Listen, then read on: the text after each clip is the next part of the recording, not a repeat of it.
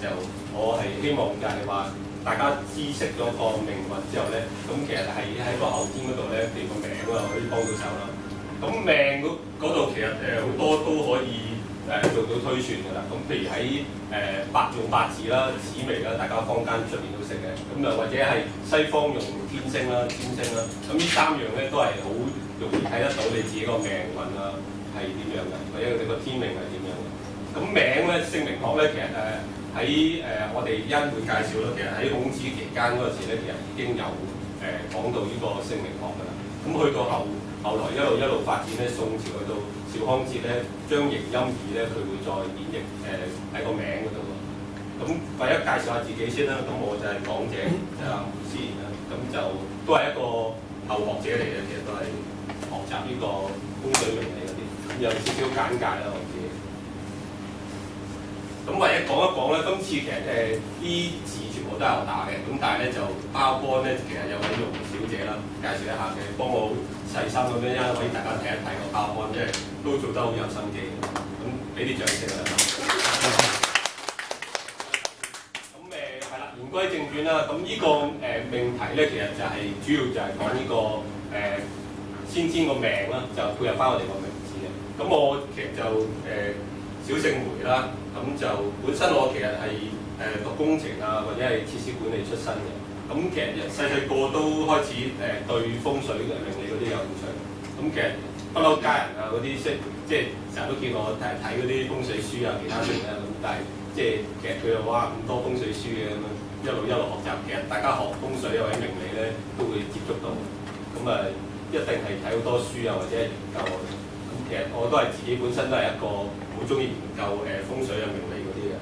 咁今次呢個本身我介紹咗咧，我其實對江湖術數其實都有興趣嘅。咁但係今次咧，呢個係我自己第一個嘅人生嘅講座啦。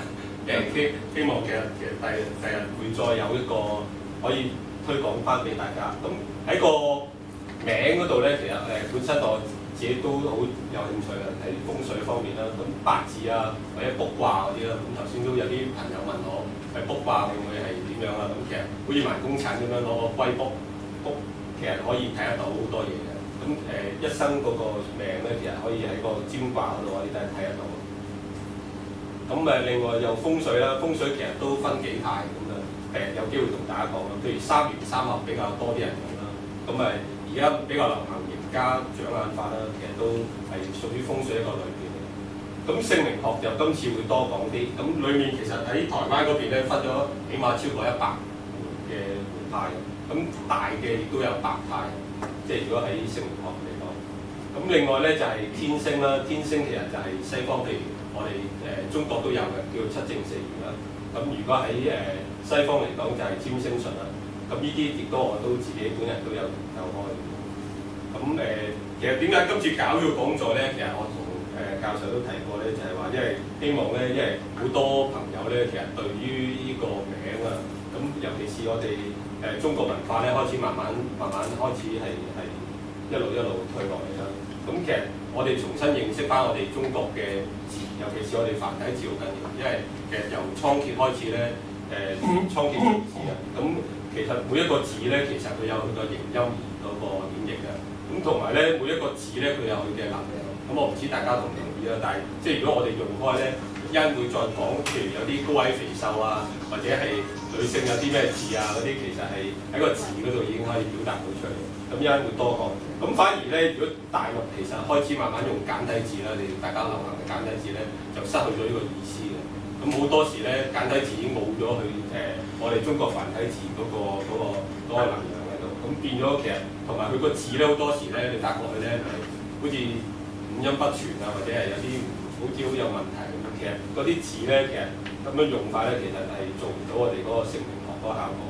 咁一會再講多少少啦。咁其實呢個咧，其實喺呢個系列其實配合翻大會嘅主題嘅，因為佢哋都係古學金融學會咧，其實都係希望啲字啊，或者係中國文化得以推廣。咁其實呢個講座亦都係我亦都係希望係能夠透過我呢個嘅對於姓名學一個嘅運動或者分析啦，希望大家能夠係做到翻尋源探根啦，認理歸宗嘅目標。咁講咗自己啦，咁就或者講翻真係個題目啦。咁其實本身呢個題目咧，其實好多我自己 design 嗰陣時咧，都頭先同大家傾過咧。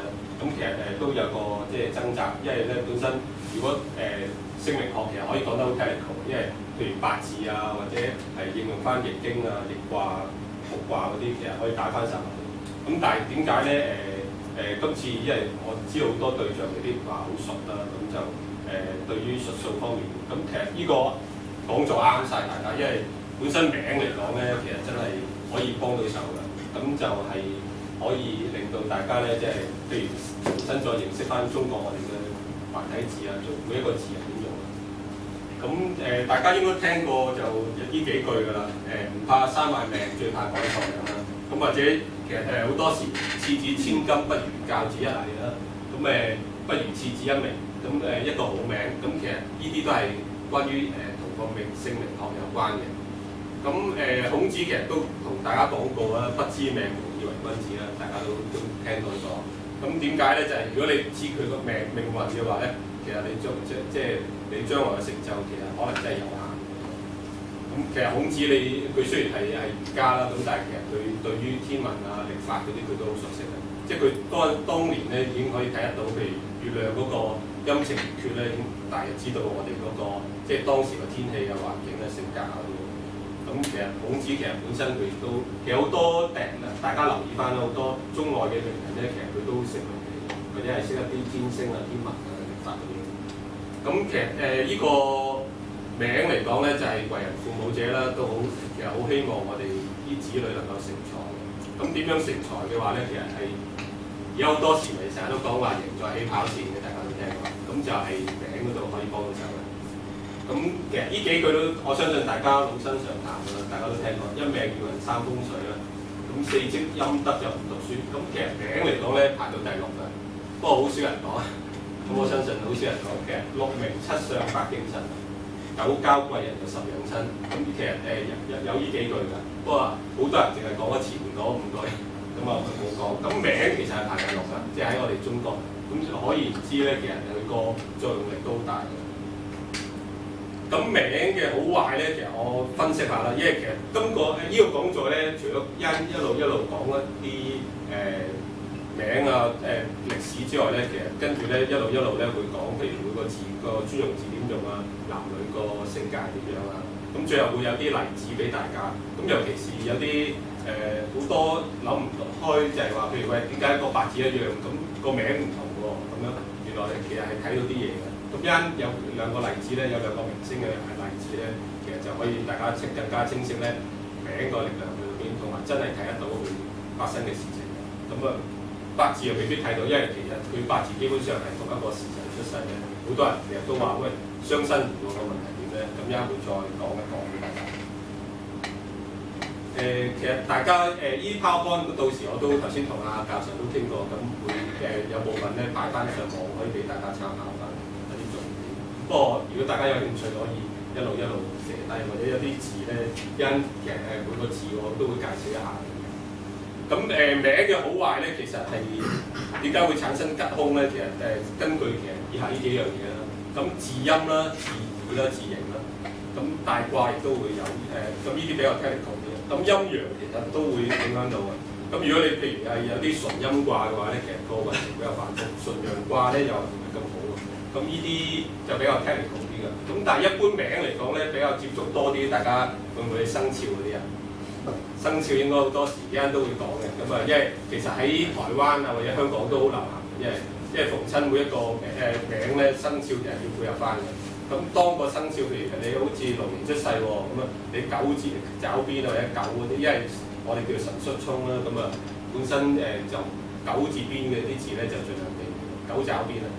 咁嗰個九爪邊嗰個，一陣都會再喺個別講，有啲例子會再講。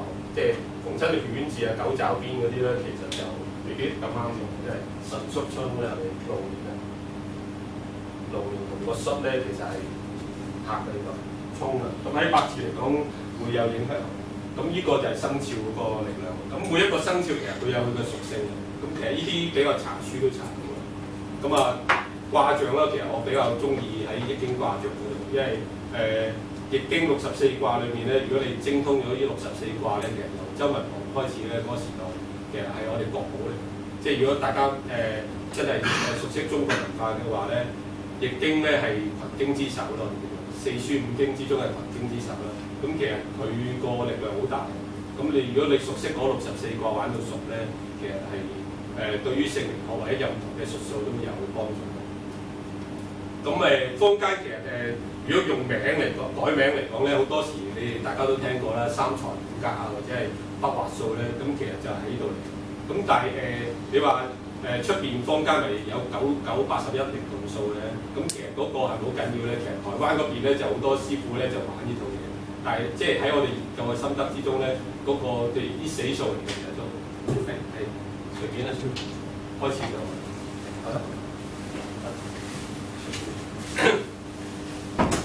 咁喺個名嗰度咧，其實講緊咧就係三才五格。咁三才五格其實亦都係一個結構嚟嘅，喺個名之中咧會大家留意得到。咁一喺個講座嗰度會再多講少少。咁但係9981靈動數咧喺我研究之中咧，其實係未必真係話全部，譬如喂佢話20畫就係唔吉利啦，你好有問題啦。咁但係其實係咪咁咧？其實我自己研究心得咧就未必。咁因會再喺後邊啲例子會再多講少少。咁但係咧，坊間出邊尤其是台灣嗰啲咧，好多就沉迷咗譬如生肖啊、筆畫啊或者三才五格嗰度啦。咁就其實就合學你就見仁見智啦，呢啲就。好，咁講少少歷史啦，始終個名嗰度咧都要講少少歷史。咁名其實頭先都講啦，咁喺春秋戰國啊嘅時候已經開始有嘅，其實再早喺三皇五代嘅時候咧，其實都有嘅。咁我哋孔子最初其實第一個咧，佢都提出咗命名嘅觀念啦，名好緊要。咁去到跟住咧就係去到宋代，慢慢其實由唐朝啊、漢朝啊嗰啲，其實一路有發展嘅。咁但係去到呢個宋代嘅時候，邵康節先生咧其實好出名啊。咁佢出名喺邊度咧？就係佢嗰本叫《王極經世書》啦。咁其實都提及到字音、字形、字義嘅。咁點解字音、字形、字義咁緊要咧？因為我會有少少專題會再講。咁個名嚟講咧，其實頭先都講啦，其實我俾啲信心大家，因為個名嚟講咧，如果你只要知道個名，其實再知埋佢嗰個生年嘅話咧，其實好多嘅 information 啦，我哋嘅資訊性咧都知道晒嘅，唔需要去特別知道佢個出生年啊。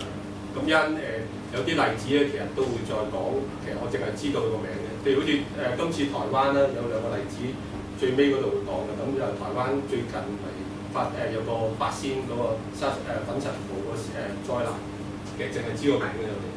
咁但係喺個名之中已經睇得到佢咧出事啊，或者係意外指數係好高。咁其實坊間政府台灣嗰邊報章咧公佈咗幾個名嘅啫。咁其實每一個名全部都出現咗個問題。香港嗰兩個亦都係，香港兩個出事嘅朋友亦都係。咁會最尾會講少少啦。咁淨係嗰個其實淨係知個名添，我直情冇佢個生年啊，基本上任何出生資料都冇，但係都已經知道個災難指數好高。咁所以其實名嚟講咧，其實可以除咗攞嚟測運之外咧，或者知道人嗰個六親性格啊各方面啦。咁其實喺個名嗰度咧，你見到係即使唔需要我哋個生辰八字啦，因為好多如果你生辰八字有機會會唔會俾真你啊？咁未必個個真係俾真你，或者一個時辰錯咗咧，因為好多時都會咁樣嘅。咁因為如果從事八字啊或者玩開八字，佢都知嘅，因為佢即係個朋友佢記錯咗，或者就算出邊我講個例子啦，其實小甜甜啦，其實龔如心啊，咁佢其實佢坊間佢自己俾出嚟個八字咧，佢幫佢算嗰個大師都知道睇到佢咧個時間都係記錯，因為以前出世好坦白講咧，其實好多醫院個時間都未必準，咁去到譬如70年之後咧，開始嗰啲時間會準啲。咁後來嗰個師傅都睇用其他嘅術數、老人神數啊，其他嗰啲推翻出嚟咧，原來小甜甜嗰個八字咧個時間係錯，咁後來再糾正翻嚟。